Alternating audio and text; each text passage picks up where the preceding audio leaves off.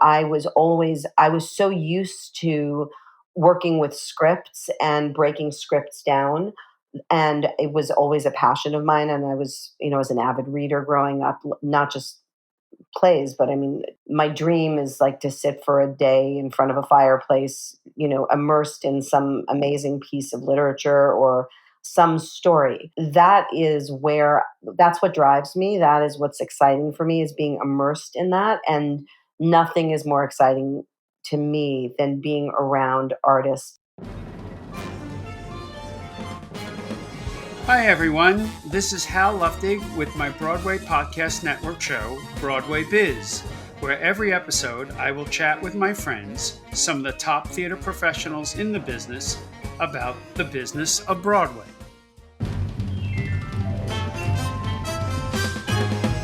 Come join the Broadway Biz. You'll be a Broadway whiz. You'll learn to raise cash to open your smash. You'll be all the rage from the pitch to the stage. In no time you'll know the business of show, the greatest job there is. So join our squad as we applaud how Luftig's Broadway Biz. Let's get busy with the Broadway Biz.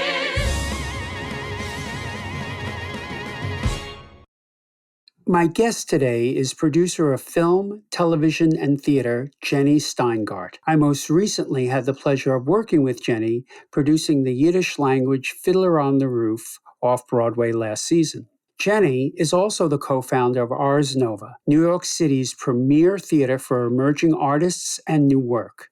Ars Nova has launched the career of iconic artists like director Alex Timbers and Pulitzer Prize winner Lin-Manuel Miranda. And I'm so excited she's agreed to join me on this episode of Broadway Biz. So hello, Jenny Steingart. How are you? Hello, Hal Luftig. It's wonderful to talk to you, honey. Oh, lovely always to talk to you. Hey, Jen, do you remember when we first met? I do. I was working as an intern. I started as an intern at Jujamson in 1992, and I was in Margo Lion's office. Andrew Cato was her assistant at the time, and he very generously allowed me to kind of trail him. And then I ended up staying in Margo's office and working in Margo's office, and that was right at the time when Jelly's Last Jam was running, and I guess Angels was prepping to open, and you were working with Margo on both of those projects. And so you were in and out of the office all the time. And I just remember adoring you. And we connected, and the rest was history. Well, we can't have a conversation without talking about Margo, but we're going to do that in a little bit. I've always wanted to know, what role has theater played in your life? From the earliest that you can remember to, I guess, now. Yeah, it's always been a huge part of how I identify and who I am. I kind of think, like everyone who works in the theater in some capacity, we were all theater kids. Whether you're on stage or you end up behind the scenes, we were all really theater kids. And I was, for a good portion of my life, a theater kid, but I was a performer. I was an actress. It started really like most people, doing the school play and doing and listening. In my day, dating myself, I was, I guess, must have been about 9 years old when Annie first opened on Broadway. So Andrea McArdle was a couple of years older than I was, and she was just aspirational to me. So I played on my little, I guess it was like a Fisher-Price record player. I played the Annie LP over and over, just like a million other girls at that time. I went on and I studied, I took class, I began moving into working professionally. I went to NYU, although not for theater. I ended up being a philosophy major, which is very practical. But while I was in New York, I auditioned and, I worked a little bit, nothing major. I did commercials. I did a little work on the soap opera, but I always knew that I wanted to be a part of that world, of the world of theater, the community of it. That just felt like my tribe. And then there was really a point where it became clear to me that I was not my best self. It wasn't the best version of me as an actor. I knew I was never really going to be the kind of actor I would have wanted to have been if I were going to do it professionally. And I think the life wasn't really the right one for me. But I also knew there was just no way I was going to leave the business. So it was really about figuring out what I was going to do in the business because I didn't really know what a producer even did. I didn't realize actually that the whole time I was an actor, I was working as a producer at the same time and didn't even realize it. Like I remember we would put showcases together to try to get agents, and I was always the person who would, rent the theater and find the director who was going to direct us, and I'd pick the material and work on the program. And when everyone else would be looking at the guest list in the evening for a performance, like who was coming, I would be looking at that same list, but I was like, who comped that person? Like I was really thinking about, I didn't even realize it was a job. I didn't understand that. And I am, I'm, me, I mean, I'm fairly type A. I present type B, but I'm really type A. So, I'm really always kind of pushing and going. And I don't think it occurred to me that that just wasn't what you did. Like that's how you get work is you do that. I realized, at a certain point in my early 20s that it just wasn't the right life for me, but I really wanted to find something that would suit my skill set and that would keep me in the world that I loved and allow me to have some kind of creative expression because, up until that moment, my creative expression was through acting and I didn't understand just how creative and how fulfilled I could feel creatively by producing. Wow. Wow. That is, I always find it fascinating, Jen, when people are producers or managers and their trajectory into that role. And yours is a fascinating one, I must say, because you are a terrific organized person. I mean that in the best sort of way. And it makes sense to me that how you became a producer. Jen, I want to ask you a question that I get asked a million times, and I would love to hear your answer to it. How do you define producing? It's so funny. It's such a simple question and it's so complicated also. I mean, because it looks different for everyone, but for me, when I think of what a producer does at his or her best, it's really finding a way to bring important stories to life, to bring them into life, and all of the things that it takes to facilitate that, to make that happen. It's a job description that requires you wear a lot of hats. I mean, it is everything from identifying talent to being able to also have a good relationship with talent, ideally, to financing it, raise it, whether you're writing a check yourself or whether you are raising that money, having a sense of who to bring together. And I mean, it's the ultimate.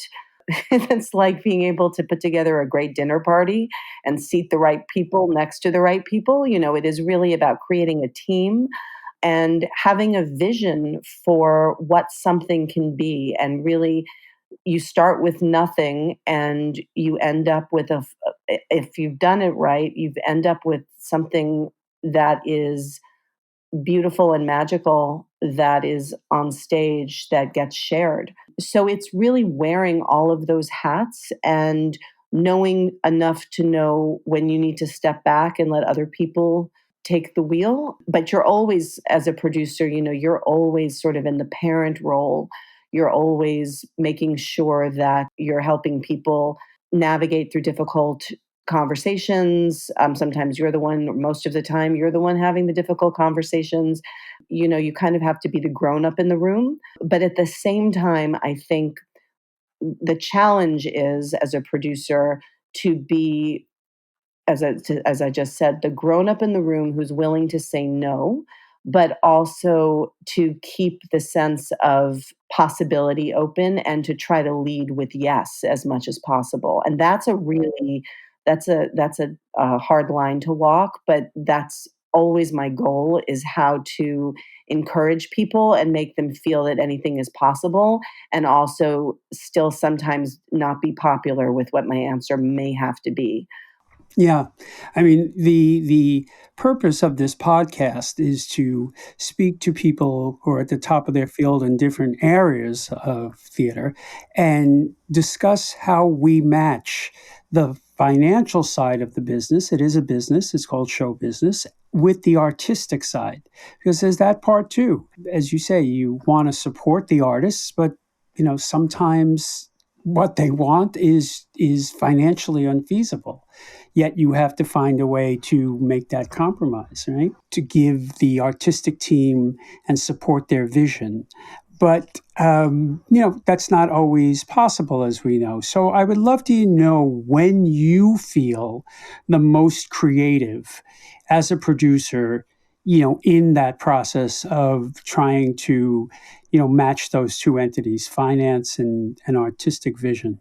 Most of my career has been about being in the trenches with artists, and part of it is also because I come to it from a very specific place, because my background is, as the co-founder of Ars Nova, which is a not-for-profit, and because of the origin story around Ars Nova and how we started and why we started, what drives me is different than, and it's not better or worse, it's just different. What drives me is oftentimes very different than some of my colleagues. The things that get me the most excited are generally the ideation period of a project, when we're putting together a creative team, when an idea is being born, as that's happening, working with the artist.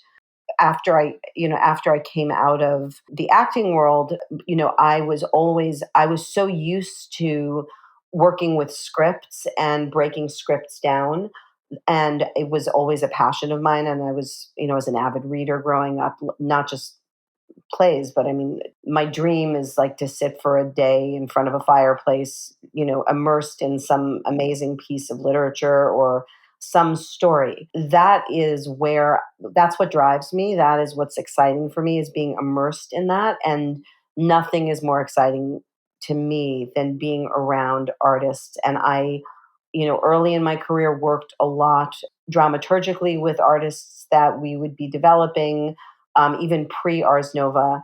And I curated, like there was a brief period in time where Naked Angels had a long going series called Tuesdays at 9, and that was where artists would come in and they would read plays and things that they were working on, and I for a while curated that for them. And that was a really long time ago.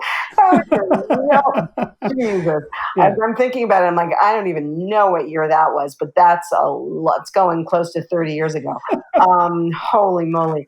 But anyway, in doing all of that, I really discovered the thing that got me out of bed in the morning. That was very, very exciting to me, and continues to be all of these years later, when I am in the middle of dreaming about what something new could look like. That's the most exciting part for me, which is also why my work at Ars Nova has been so fulfilling, on many, many levels. I mean, that one goes deep. All the reasons why that's fulfilling for me, but a big piece of it is the excitement of working with emerging artists, or artists at the moment of inspiration for them, or when I watch the penny drop and something cracks open for them that they struggled with. And even if I'm not the writer or composer, or I'm not the person doing that, just the fact that I've participated in the conversation around it, and maybe something in our conversation somehow led to that moment for the artist, it makes me feel great, and it makes me feel like a part of something bigger than myself. So that's, for me, that's super exciting and deeply nourishing. Yeah, what a great answer. You summed up exactly how I feel in that department. When you're part of something that sparks an idea or a vision or something like that, it is kind of incredible. It makes everything else we have to do as a producer kind of bearable, right? Hmm. Because you were kind of there when that embryo sort of took flight. Um, I want to go back a little bit because you're ahead of me in where I want to go. So let's just go back for a second because I want to talk a little bit about Margo, dear Margo Lion, who I was so touched by your Playbill article in which you paid tribute to her recently. That I wanted to just take a few moments and talk to you about her and your relationship with her, because I think what we have in common, you and I, is that she was a incredible mentor and source of emotional support for both of us as we were just starting out.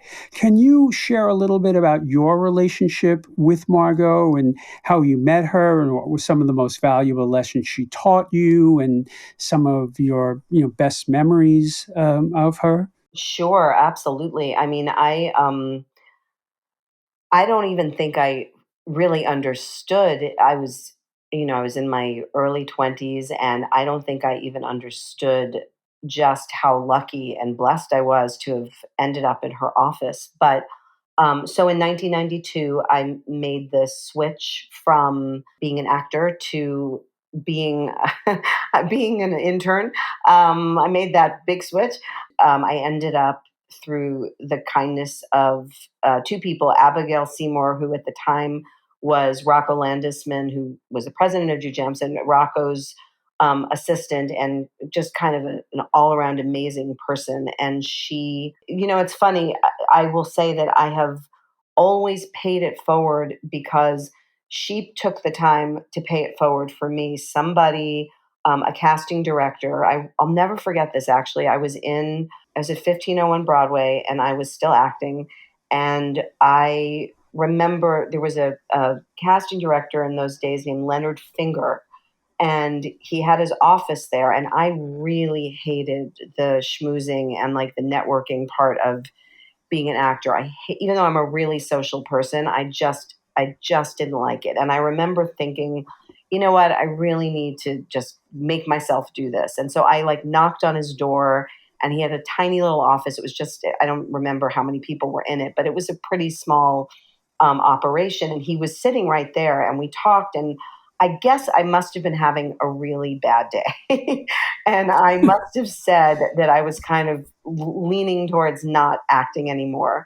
And I was talking to him about that I was looking for some other option. And he said, I have a friend at Jujamson. Let me give her a call. And so, God love Abigail, she brought me into Jujamson. I started interning, and I ended up, as I said earlier, Andrew Cato, who was Margot's assistant at that time, we hit it off, and he very generously let me trail him in the beginning. And then Margot got so busy that they ended up keeping me on in the office. So I was, sort of an assistant to her assistant. But right out of the gate, I think, as I was a young woman, and she was really great about nurturing women. And she was certainly wonderful to Andrew, but she was, she really took the time to ask about me and know what I was interested in. And, there were two offices that were designated at Jujamson in those days that were non Jujamson people who weren't on staff. And Rocco at the time gave them both to producers that he was working with. And those producers both happened to be women. They were Margot in one office, and right across the hall was Elizabeth Williams, who at the time had done Crazy for You and Secret Garden. And so there I was, surrounded by two really powerful women. Both of them were mothers. Both of them were in the throes of mothering. Their kids were still young enough that they were full on moms and also really badass producers. They were amazing. And Margo was a force. I mean, it was a lot of just my keeping my mouth shut and listening and trying to soak up as much as I could. But I watched her as she really fiercely advocated for the artists that she believed in. And, people would joke, there's the joke that, and I've read it now since her passing a million times, about the statue, the sculpture in her home, that she would continually it would make it in and out of the house depending if she needed extra money or not. As much as that was a joke, it wasn't really a joke, because that's how passionately she felt about the artists she believed in, the projects she believed in. And, Jelly's Last Jam, like, if you really think about from a historical standpoint on Broadway, you have a woman who, as a lead producer, who's taking on a project and put together a creative team which had huge number, particularly in those days, of people of color. That just wasn't happening. And I remember, the big conversation at the time, and listening in the office, to talking about how to get audiences of color to come and see the shows, and how we were going to get people there. And Margo, she didn't care. This was her passion, and she was going to do this show, and she didn't care how many naysayers there were. And I heard her advocate for and fight for artists, and she took a chance. Hindsight is 2020, and now people can look back and say, well, it was George Wolfe, of course, but George Wolfe wasn't George Wolfe yet. He was becoming George Wolfe, but he's George Wolfe in large measure because of Margot's belief in him. And that stayed with me. Her passion and her advocacy for the voices of artists was very influential for me. And it's definitely something that has stayed with me through my career, without a doubt. It's a beautiful story, and I couldn't agree more, because she did the same thing for me, which only proves what you said, is when she believed in something or someone, she almost became like a lioness, Yeah, not in a aggressive kind of way, but with steady passion and just calm demeanor. But she never compromised. And when I was coming up the ranks, and she was my mentor. It's interesting, because I don't think I stopped and said, oh, she's a woman in a male, dominated business. I didn't even see her gender, because she was such a great producer. that's right. Just soaked it up like a sponge. Even I wonder if you had this experience. There were many times she would ask my opinion. I was frightened to give my opinion, because what do I know? Right. She's Right. Margo Lion. What do I know? And she used to say to me, dearie. Remember, she called everyone dearie, Deary. Oh my God, that was her word, deary. dearie, and she said to me, Deary and Hun. and hun. Yeah, I Right. got mostly dearie. I don't think she ever called me hun. Yeah, I got dearie a lot, which I'm fine with. And I remember once she got kind of angry, and she said to me, stop saying you don't have an opinion. You do. And every time you express it, it's usually dead on. And I don't ever want to hear you say that again. Do you understand? And I was like, wow, I just got like yelled at. But it was that kind of, but she was so right. It was that kind of guts that she had, and we miss her terribly. Well, and I think that some of it also was like the messaging. Like, there were times where she'd be going into a meeting with, heavy hitters, and she would say, come in and sit in on this meeting and take notes. And as I said, I was just starting out. I was so green. I didn't know anything. And that was, a vote of confidence for me. And it also, what you just said, about not seeing her gender, it's so interesting. A couple of months ago, there was an article that the Times did on female producers. And so I was interviewed along with many of my female colleagues. And I remember really naively thinking to myself, what are people going to say? Like, I can't imagine, because my experience has been so specific. And my experience was in part formed when I was so young and I was surrounded by two really powerful female producers. I truly, and I mean, this is naive, and when I look at it, when I look back on it, even just within this last year, I feel kind of silly, but I'm also really grateful for what I'm about to say, which is, I mean, how it honestly never occurred to me that being a woman was going to be an issue, because it never was an issue when I witnessed it. Rocco Landisman didn't care if you were a man or a woman. He cared about what your ideas were. If you had a good idea, you had a seat at the table.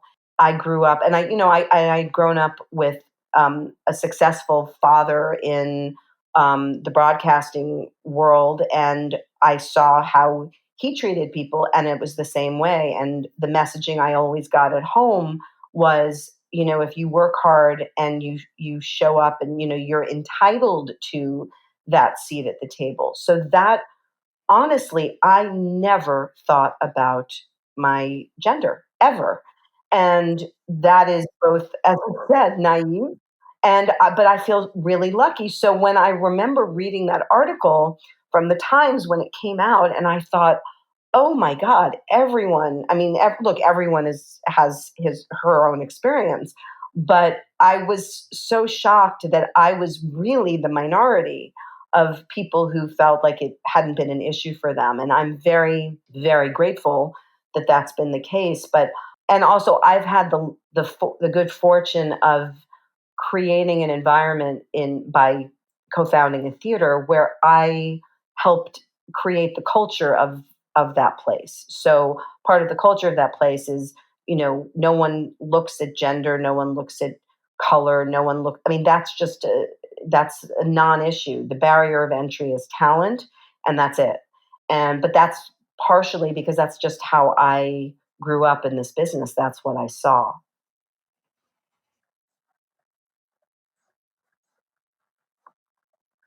Now we have to, because you've mentioned it several times. So I feel I feel like remiss if we didn't bring up Ars Nova, which is one of the most creative. I'm going to call it a think tank, but in the theatrical world of a think tank that I have ever seen, nurturing talent and ideas and playwrights, directors that have gone on to incredible, incredible success. But you gave them their first stepping stone. Can you talk a little bit about the genesis and how Ars Nova came about? It's very personal to me in more ways than just it's a theater that I co-founded. It's because it comes out of what has to date been one of the biggest losses of my life. My younger brother Gabe, he had a brain aneurysm, and he was just gone instantly. And I was, aside from the grief of all of that, which, we've all experienced that grief, I was in my late 20s at the time. And I really had kind of an existential crisis too, because having someone so young in the middle of their life, or at the beginning of their life, really, and have them gone instantly was just such a shock, and it was very hard for me to wrap my head around it. And Gabe he was very deeply creative. He was music was his love, and he was really probably one of the smartest, most innovative human beings I've ever met to this day. I mean, he really had quite an extraordinary mind. And at age 26, he had already he had a classical music label which focused on early music, and he was a real innovator. And he had put out nine, I think at the time of his death, it was 9 or 11 different albums. The spot that Ars Nova sits on right now was, at the time in the late 90s, was this tiny little building. I think it was like an accounting office, and the the firm had gone bankrupt. And so he'd gotten this for a song, and he bought it and was going to be constructing mastering studios. And in the middle of all of this, he died. And I was in such grief, but it was more than that. I felt like his song had been cut short and I didn't know how to continue it. It didn't feel right to me that I was going to live my life and live my dreams and he wouldn't, and his presence wasn't going to be felt anymore. And so I always say that Ars Nova was like a grief reaction because early on, when people would say, like, ask me to talk about it, and ask me about the business model, and I'd say, yeah, there was no business model. Like there wasn't one. The story that always kind of comes to me was something that happened the week he died. We sat Shiva. It had been catered because there were a lot of people coming through, and so there was, a small wait staff who, went through. And at the end of the week, the last day of Shiva, the head waiter came over to me and he said, one of the servers has asked if she could speak to you in the kitchen. And I remember thinking, like, okay, like, and she introduced herself and she said, I just wanted to let you know I've been here all week. I'm so sorry for your loss. I've been listening to people talk about Gabe, and I wanted to let you know that I'm the same age as your brother was. I'm 26 and I'm a fine artist. I'm doing this job to pay the rent, but I'm a fine artist. And every night when I've left here, I've gone home and I've been inspired to paint. And I have painted a whole new series of art this week. And I'd love to show some of it to you if I could. And she had brought with her a large portfolio, and she took it out and she opened it on the kitchen table and she showed me these beautiful paintings that she had created. She had created that week. And I was so blown away because I thought to myself, she didn't know my brother, and his life and his death had inspired art in a completely different medium. It wasn't music, it was painting. And that's when the penny dropped for me because I had been so concerned about what was I going to do? I loved theater. How was I going to continue his music? And then it dawned on me I didn't need to continue his music. All I needed to do was give voice and opportunity to emerging artists who would have the chance to fulfill their dreams because Gabe never got the chance to finish it. My husband, who was not my husband then, he was my partner then, but we, conjunction with support from my family, we decided to start Ars Nova, the mission being to support emerging voices, emerging artists, early career stage artists. I think that Ars Nova has managed to kind of keep its integrity is because the origin story has never changed. And everyone who works there knows that story. And it has, at every turn, if something has not felt aligned or has felt difficult, the culture of that place is you lead from the heart, you lead with good intentions, you're a good human being, and anything short of that, it's the wrong place for you. Early on, people said, because we did everything on a handshake in the beginning. I mean, everything. And it was as Mickey and Judy as you could get. I mean, we literally, took the tickets and programmed it. And, we had no audience and we had no database. I mean, we had nothing. And although I had produced before, I had, worked for a few years as a producer, I knew zero about running an arts organization. And honestly, we didn't even know what we had and we didn't know what we were doing. But everyone involved, and we set it up and structured it in a way where I knew I couldn't really pay people, but we brought in curators at the time in exchange for office space. We had, Mandy Hackett from the Public Theater did our theater programming, and it was really like a clubhouse. And that was always the dream, that you would bump into somebody in the elevator and maybe something would happen and a new project would come out of that, or people would be standing around or sitting in the green room. And that is exactly what happened. I mean, it was really just became all of this cross pollination with different artists in different fields, someone doing comedy, someone doing music, someone doing dance. Our first year, we managed in our tiny little shoebox of a theater to have two separate shows that both required a trapeze.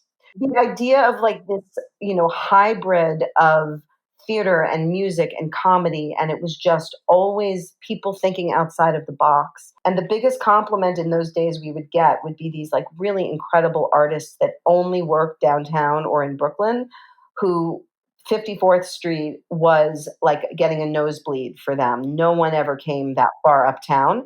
And they were like, this is as far as we're going, but we're going to go because they got behind what we were trying to do. It was a really unusual start, but I think it's kept, as I said, it's kind of kept us honest. We always tried to develop and really cared about developing young audiences. So we subsidize our tickets so that, the average ticket price is as comparable as possible to a movie ticket as we can do. In the early days, I mean, it was way below a movie ticket. In the early days, everything was free or $5.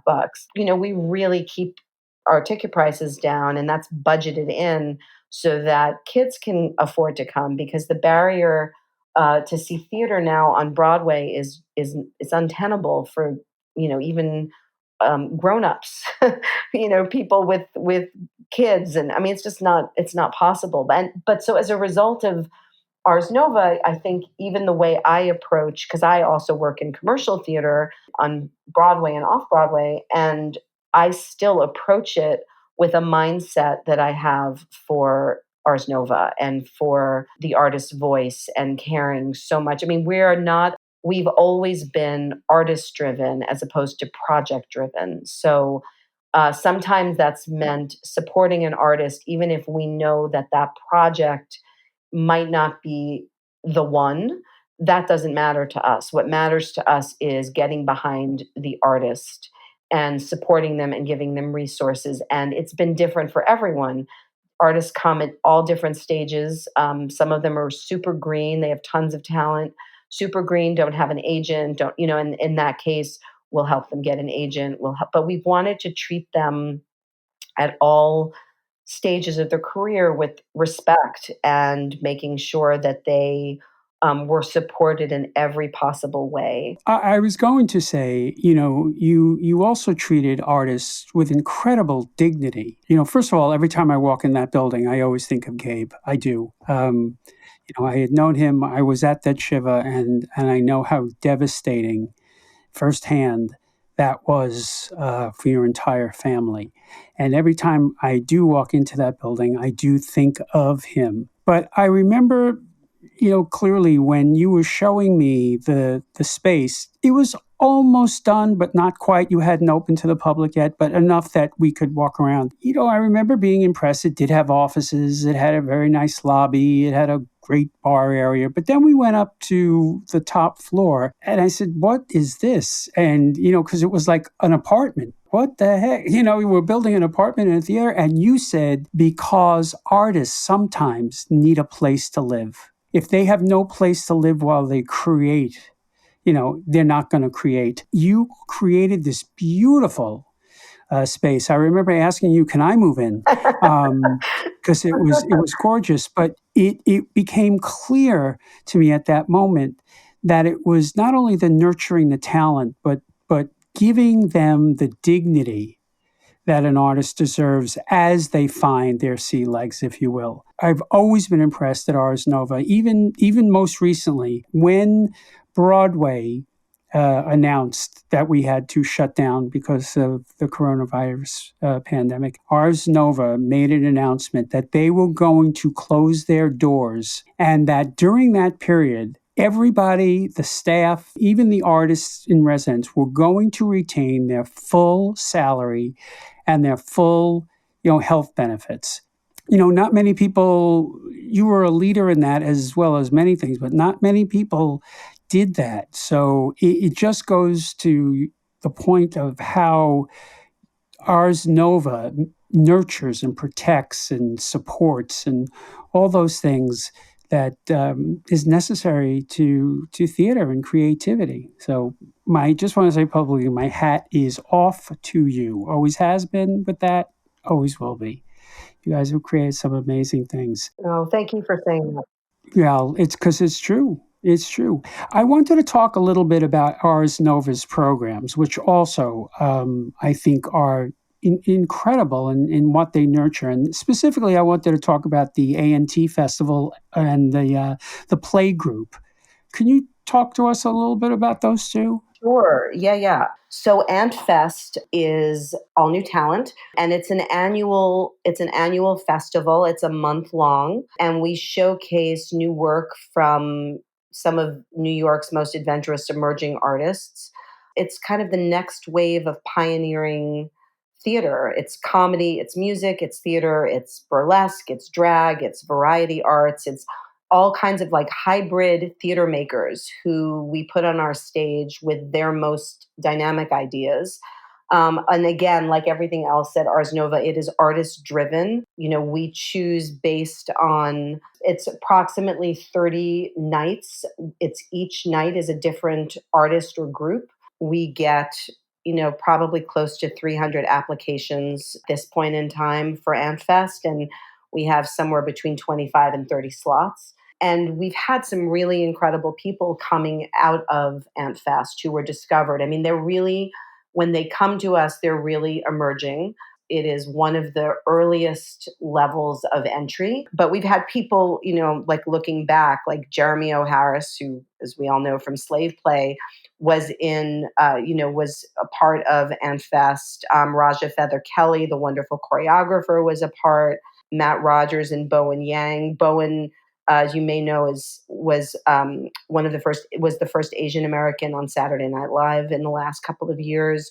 Whitney White came out of it. I mean, we've had some really great people coming out of AntFest. So it's a very dynamic, exciting festival because you're really going every night. You could go for 30 nights and see 30 different performances by 30 different groups or individuals. It's very exciting and dynamic.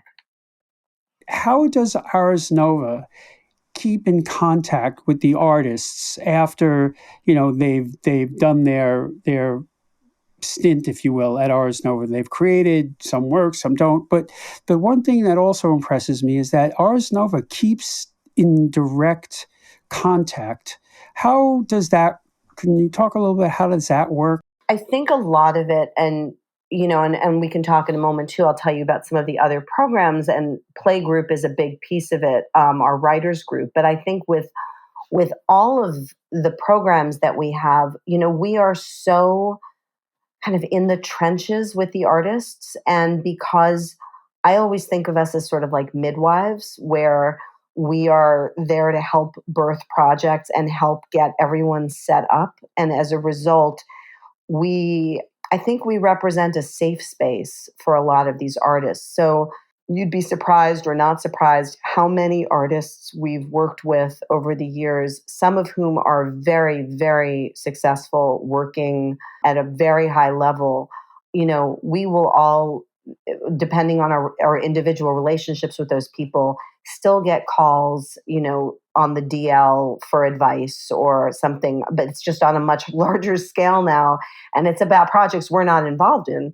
I think because we give so lovingly and so authentically to our artists because they become our family, they feel that way. I hope, I believe they feel that way about us as well. When you work with people at the early stage of their career and it feels either like, depending on who it is that they're working with, it could feel parental, it could feel like an older sibling, but then there's a bond and a sense of safety. We feel really blessed that, like at our benefits and things like that, we always have incredible people who are now successfully working in the business who always say yes and come back and help us raise money and help us support the next generation of artists.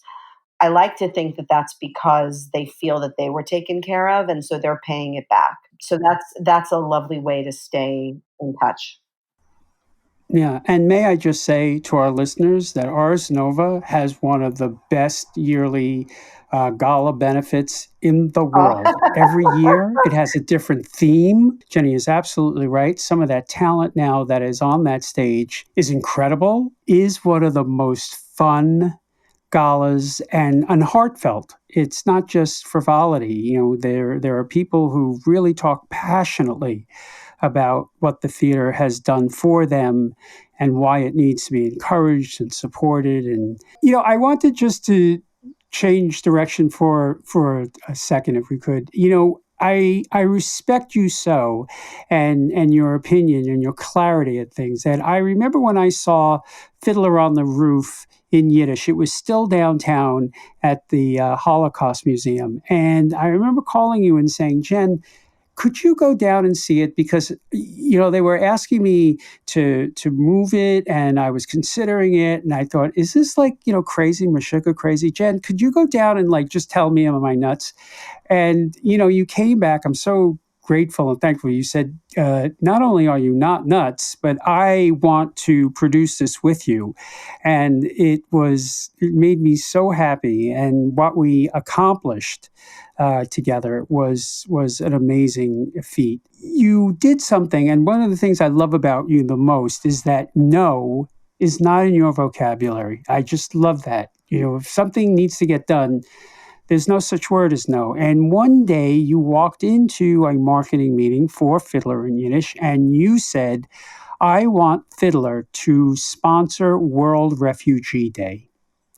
And I thought, oh my God, is she great? Do you know what that undertaking is going to be? And you, like I said, no was not in your vocabulary, and you just did it. Can you talk a little bit about how that came about, and what that day meant to you, and sort of why you were so impassioned? I'm so glad you were, but I'd love our listeners to hear about the genesis of that. Yeah, absolutely. And first and foremost, I don't want to take credit for that, because that was also, I worked with two incredible people on that project, on our inner team, part of the Fiddler team. But Catherine Markowitz, who was doing group sales for us at the time, and Ross Yoder, who is my associate in my office, both of them were not just instrumental to this, but Catherine had been thinking a lot about World Refugee Day, and she was the one originally who spoke. The three of us had been speaking a lot offline about the refugee crisis, and when Fiddler was running, just to remind the listeners from a timing perspective, this was really right in the middle of the crisis, refugees and immigrants, and all the talk of children sleeping in cages. I mean, it was really just as horrible as the only thing that's worse is every other thing that's happened in the administration since then. But it was up until that moment, really, I think the lowest of the low. And so Catherine, Ross, and I had been speaking a lot about it, and Catherine was actually the person who had called my attention to World Refugee Day coming up. And that was for me then a moment of like, well, we need to do this. We need to do something around World Refugee Day. We endeavored to put aside one show on that day and get it underwritten through going to individuals. There wasn't really time to think about going, for grants or anything. Like, we knew it was going to cost, a certain amount of money. And we were going to fill the theater, 500 seats, with all refugees. We wanted it, and we did. We filled that theater that night with refugees as far back as Holocaust survivors, all the way through current day. We had over, I want to say it was over 30 countries represented in the audience. Most of them had never seen theater before. They spoke multiple languages, and we worked with I easily 25 to 30 partner organizations all around the immigration space. You know how part of why I was so moved originally when you had me go down and see Fiddler, which was, it's interesting. When you first called me about seeing Fiddler, the idea of my producing it is really not something that normally would have been in my wheelhouse because I have, spent the last 20 years really looking at newer artists, original pieces, all of that. But then I went down and I saw it and I was blown away in it was a really profound experience watching it. And it was also a time, again, just to contextualize where we were in time, we were seeing a rise in anti-Semitism in the United States. Multiple universities within 2 weeks had swastikas defacing walls and teachers' offices, and there had been some really unpleasant and disturbing and ominous things that were beginning to percolate and happen. And so it felt, of course, very important. On a personal note, I hadn't heard Yiddish spoken since my grandparents were alive, which is a long time ago. And they used to, they were both, Eastern European Jews, and um, they would fight in Yiddish in front of us so that they could fight in front of us and we wouldn't know what they were talking about. And then it was amazing. And then, of course, there would be like 2 days of silence where they weren't speaking to each other. And then they would talk in English again. But whenever they were fighting, it was Yiddish.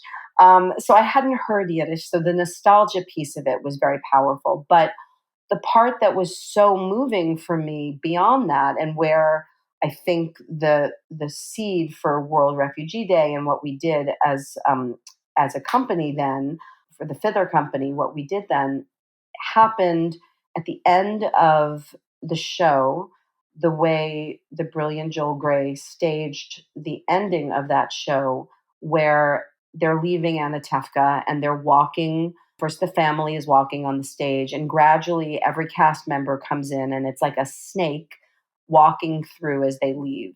And I remember suddenly looking at it and I thought, oh my God, there is the caravan, Donald Trump. Like, that's your caravan right there. What struck me is that although, of course, Fiddler on the Roof is the ultimate Jewish story, it's really so much more than that. It is the ultimate immigrant story. And it's iconic. It is, it's been produced in more countries and more languages than any other musical. It is, with World Refugee Day coming up, it seemed like the perfect show to be experiencing in that moment in time. And then we had Luis Miranda, Lin-Manuel Miranda's dad, who is incredible human being to begin with. He's and deeply knowledgeable and works in the immigration space tirelessly and has for so many years. He hosted the talk back. We did a talk back after the show, which was so powerful. I mean, I looked like when I look at footage from the day, there were a couple of interviews that we all did. And there's one where I'm like, I look like a dish rag. And the reason was I was sobbing all day long, as was everyone else in that theater. I mean, people were just in floods of tears. And I think it was the fact, the universality of the story and of the immigrant experience. And that was so powerful to see. And I think that's why the show was also so successful and resonated for so many people. And I mean, Hal, you know this better than anyone. How many people and how many reviews said this, but audience members would say, I've seen this show a million times, but it's like I'm watching it for the first time. And it Yeah, is what yeah. it is exactly what happened. And it was, I think, a combination of the fact that it was in Yiddish. And so, as a friend of mine said so beautifully, she said, having it in Yiddish, it bypasses your brain and it goes right to your heart. It really was what that show was about for me. You didn't need to read the super titles. You could understand every moment of that show because it is a human experience and the immigrant experience is a human experience. It is something that we all can tap into. And so it felt so essential to pay tribute and to also say to these people who are undocumented, we see you. You are seen and you're not alone. And we want to bring attention to this, to what's happening to you. And so that was really where it came from. And I certainly it was with the support of everyone. I mean, the whole team was so extraordinary, but in particular, I need to give a shout out to Catherine Markowitz and Ross Yoder because they were just extraordinary. What I've never seen, and what was such a miraculous experience working on Fiddler, and you were such a talk about like a leader who led with his heart. Also, you were so full and so full of love, and I'd follow you anywhere because you're so you're such a mensch, but beyond being such a gifted producer, you're such a mensch, and that is um, not always the case in life. And I'm certainly at a phase in my life and a stage of my life where it's not even life is too short; life is too long to work with people that you don't that you don't love. But you put together such a wonderful team because everyone working on that show, they all, we were a little off Broadway show, but you would have thought from the way that people showed up from, Pico, advertising to marketing, everybody showed up and treated us like we were a giant Broadway show with the kind of love and focus. And, everyone got so behind World Refugee Day and what it represented. It was incredibly meaningful and really beautiful to watch because we all know in life, you do this enough times and it's very easy to get cynical. And there was none of that, not even for a minute on the entire project, working on Fiddler from beginning to end, but also in particular around World Refugee Day. I think it was a very meaningful day for everybody, and we all felt honored to be able to give back in some little way, even if it didn't move the needle in a huge way. It at least it put something out there that was well intentioned. Yes, it was. It really was, and it was so effective. I happened to be sitting at that performance behind these three women from Mozambique, and they showed up to the theater in their most beautiful outfits. Two of them had children. One was an infant. The other child was, I would say, about 3 years old, and he was sitting on his mother's lap. And not knowing if he understood anything that was going on. But when To Life came on and they started singing To Life, he like wiggled out of his mom's lap and he stood in the aisle dancing. And I just lost it. I can't even tell you the rest of the show. I just was sitting there next to Stewart just weeping. It was a beautiful, beautiful day, Jen. And I thank you for making that happen for Fiddler. As in everything in life, all good things have to come to an end, right? And so does this wonderful conversation that we're having. But before I let you go, I have three questions that I ask every guest. All I ask is that I ask them. You don't think about it. You don't overthink. You just answer. Okay. Okay. So the first one is, what is your favorite musical? She loves me. Okay, number two is, what is the wackiest moment you've experienced in the theater? Oh my Lord, Hal Luftig. That's such a tough one because there have been so many wacky moments at ours now. Wacky could mean silly, wacky could mean outrageous, wacky could mean, I can't believe I just saw that. I'm going to go with, I don't know if I'd call this the wackiest moment, but I would say the most unexpected, surprising moment actually happened last year. So I'm one of the producers. I think we've talked about. I'm one of the producers of Freestyle Love Supreme, which I've been producing with my partners for 16 years. And that was founded, it's the group that was founded by Lin-Manuel Miranda, Kail and Anthony Veneziale. And so happily, we just did a Broadway run that we ended a few months ago. But prior to that, we had done an off-Broadway run of it. And opening night of the off-Broadway run, the guys got to a part of the show where the particular segment is called True. And it is when they sit up on stools and the audience gives various words and they choose a word.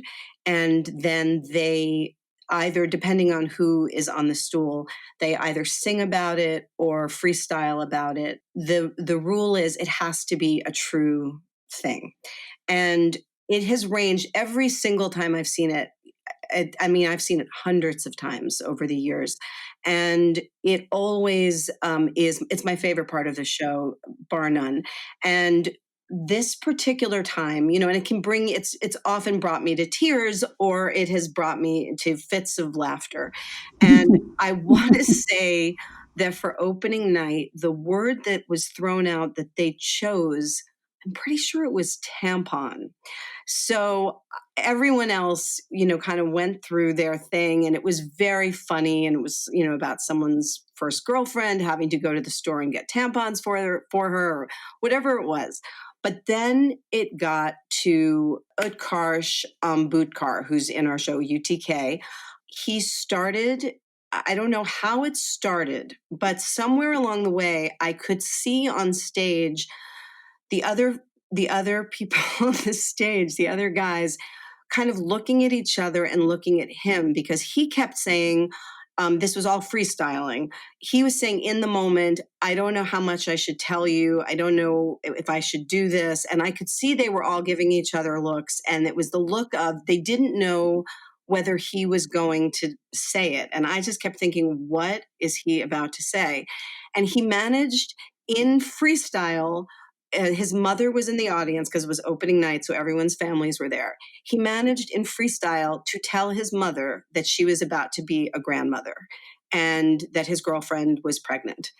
And I have chills actually just telling you this story because in my life, I have never seen a reaction like that in the theater. And I don't think I've ever experienced a reaction like that. Like there was like silence and everyone gasped. And whoever I was sitting next to, we like clutched each other's hands and like strangers were clutching hands. And then everyone got up to their feet and were applauding uproariously and people were crying and he was in complete shock that he had told his mother this way. And he got off the stage, came into the audience, hugged his mother. And he told me later that apparently his mother whispered to him, "This was not the way to tell me." But it was the most magical thing to witness and to have shared with everybody. You are so right, Jen. I was there that night. Oh, that's right. You were there. By your wonderful graciousness of inviting me to opening night. And I was sitting actually right in front of her. You're dead on. He said it. Everyone like kind of gasped and said, wait, is this a joke? Turned to her and everyone was hugging her. I was hugging her, crying, hugging her. And what I remember her saying to him when he whispered in her ear is, I'm going to kill you. Oh my God, amazing. I mean, it was amazing. You're right. It was the most spectacular thing I've ever seen in my life. Yeah, it was a pretty epic moment. So this third question is, the lesson learned from that is? Well, there you go. I mean, we just said it, right? Like, this is the power of the theatrical experience. This is why we go to the theater, to be moved and to have a shared experience with other people. I mean, it is where you're sharing tissues with the stranger next to you or clutching their hand because you just witnessed something and you don't even know them. That to me, it is just the most emblematic example of how powerful an experience it can be to sit in a theater and share with strangers. And it's also what is so beautiful about something like that is it exists only really in the minds of the people who were there that night to experience it. And that is, a theater, despite the fact that now, of course, people are whipping out their cell phones. One of the things we did with Freestyle was we used yonder pouches, where when you'd come in, you would have to put your cell phone in a little pouch and you didn't have access to it, just like the old days when we would go and not have our phones glued to us at every moment. And it kept everyone really present. And as much as I wish, and on some level, of course, like that was something people could see and experience, how special it was for those of us in that room. And so I just think it again just speaks to the great power of theater to bring people together and to share. So, Jen, like every great thing in life, things have to come to an end. And so must this conversation that you and I are having, which I am so grateful you've taken the time and shared so many of your wonderful insights. So I just want to thank you again for being on Broadway Biz. I am thrilled to have been on Broadway Biz. I'm always thrilled for any opportunity to talk to you, and couldn't be happier at the thought of doing many more shows with you. So thank you. You heard it here, folks. She cannot back out. Okay, Jenny Steingart, what can I say except thank you, and I love you, love you, love you. I love you too, Hal Luftig. Thank you, sweetie. Thank you for listening to today's episode. Broadway Biz is part of the Broadway Podcast Network, is produced by Dylan Marie Parent and Kevin Connor, and is edited by Derek Gunther. Our theme music is by Nell Benjamin and Larry O'Keefe. Be sure to subscribe to Broadway Biz and follow us on Instagram at Broadway Biz Podcast.